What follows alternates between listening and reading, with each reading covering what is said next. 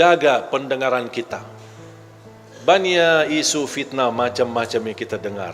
Dari lingkungan, gosip, fitnah. Ada orang membawa berita yang membuat kita sakit hati. Tak usah dengar. Tak usah dengar. Orang mukmin bersikap, kalau berita yang mau didengar itu baik, lanjut. Kalau tidak baik, mohon bilang sama yang membawa berita, diam. Diam loh, saya tak mau dengar. Saya tak mau tahu.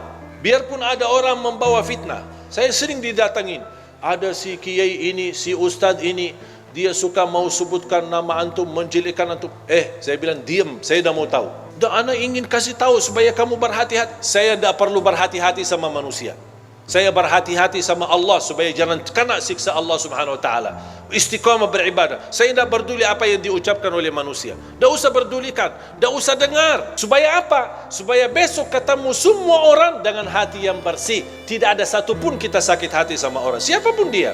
Mau dia ustaz, mau dia pejabat, mau dia tetangga, mau dia sahabat. Coba kira-kira berasa, kita kan manusia. Tak ada yang bisa menjaminkan hatinya. Kalau anda besok mendengar fitnah dibawa oleh temanmu sendiri atau tetanggamu, kira-kira besok anda mau salaman sama dia?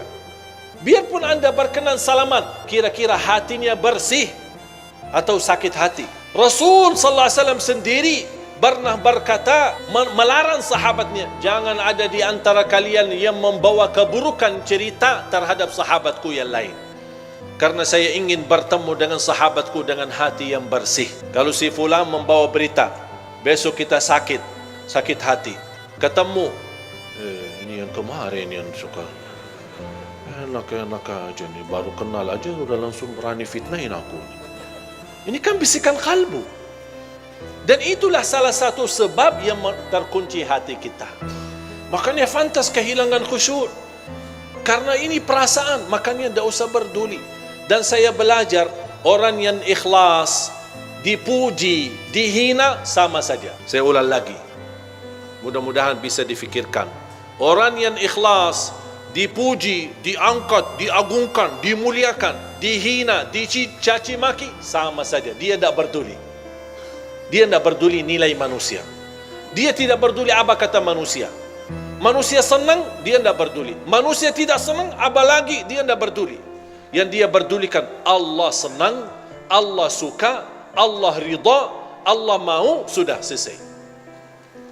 Kalau kita bisa hidup insya Allah dengan seperti ini, insya Allah kita punya hati nurani, akan baik sama semua orang dan selalu berbaik sangka. Jangan kita selalu bertafsir sendiri.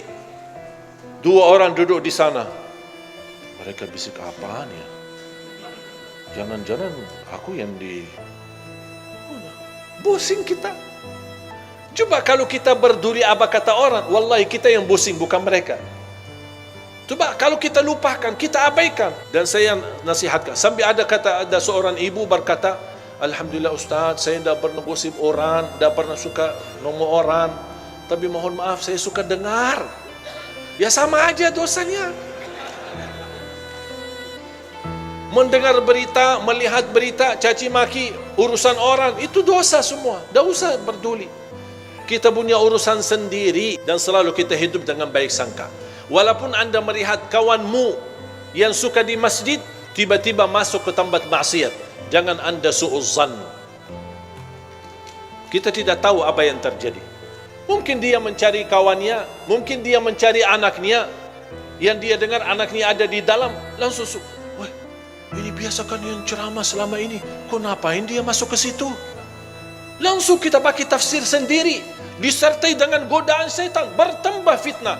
Begitu kita dengar berita huwak yang tidak ada asalnya dan tidak ada dasarnya, oh ya betul-betul, saya kemarin lihat dia masuk ke tempat maksiat, bertambah buruk kita, bertambah beredar fitnah sana sini, dan kita membawa dosanya sampai hari kiamat. Hati-hati jamaah sekalian. Makanya tutupi pandangannya, hanya yang kita lihat tempat kebaikan, tempat masjid, majlis ta'lim, lihat Al-Quran, supaya Allah Subhanahu wa ta'ala selalu membersihkan pandangan kita dari segala hal-hal yang tidak kesengajaan kita lihatnya. Insya Allah terhapus dosanya gara-gara kita sering melihat. Makanya salah satu ulama berkata, kalau saya merasa hati mulai keras dan tertutup, saya berbanyak melihat Al-Quran.